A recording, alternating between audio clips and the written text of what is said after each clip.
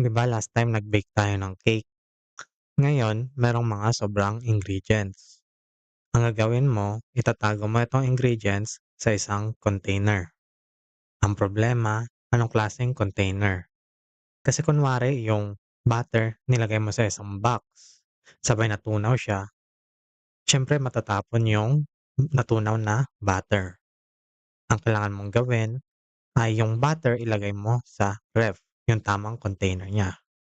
Katulad na rin nung milk, kailangan ilagay mo siya sa bote or yung sugar flour, puwedeng sa box na yan siya. Itong mga container na 'to, yung bottle, yung ref, tsaka yung box. Sa programming, ang tawag natin dito ay variable. Katulad ng iba't ibang klaseng container sa totoong buhay, sa Python, meron ding iba't ibang klaseng variable. Isa dito ay yung int, nandiyan din si float, tsaka si string, tsaka si bool. Si int or integers, ito yung mga whole numbers. Katulad ng 1, 2, 3, ng 0, ng -3, ng -11, 69, -21, -13, at saka 23. Si float naman, ito yung mga decimals, yung mga may point.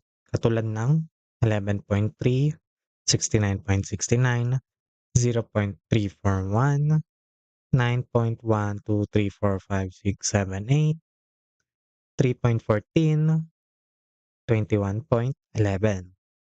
Yan yung mga float. Sabay yung string naman, ito yung mga words. Kadalasan, ito ay enclosed ng double quotes. Pero sa Python, pwede rin yung single quotes. Ito ay string din. Ito ay string din. Kahit na number siya, since meron siyang double quotes, ito ay isang string. Same dito sa float, pero enclosed siya sa double quotes. Ito naman ay string din. Kahit na single quotes lang siya. Yung last naman ay bool. Sa bool, ang value niya lang ay pwedeng true or false. Yan, dalawang yan lang. Quick test lang tayo. Identify nyo lang kung anong klaseng mga variable siya.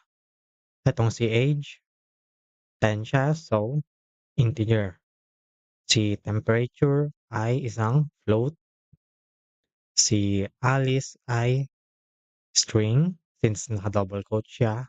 Si is raining ay true. Boolean.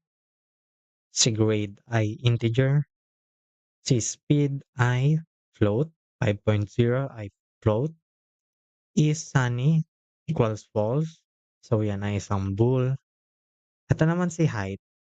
String siya since naka-double quote siya, although number siya. Has pet equals true, so bool yan. Weight ay isang float.